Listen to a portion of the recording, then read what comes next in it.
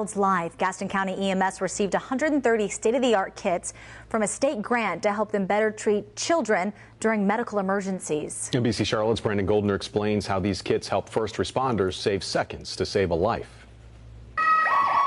A nightmare for any parent. Medical emergency, patient's unconscious. Your child has a medical emergency. Gaston County paramedic Travis Adams says any emergency involving a child adds pressure to first responders. It's automatically going to get your heart rate up. But paramedics here are now better equipped than ever to take care of your child, thanks to a state grant donating 130 medical resuscitation kits customized exclusively for children.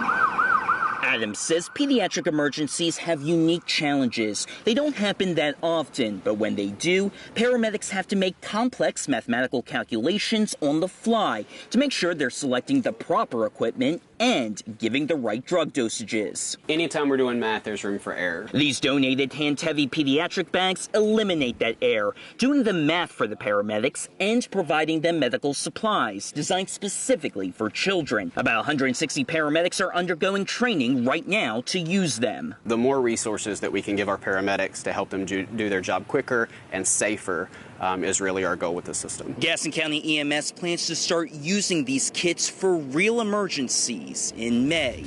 Reporting in Gastonia, I'm Brandon Goldner, NBC Charlotte.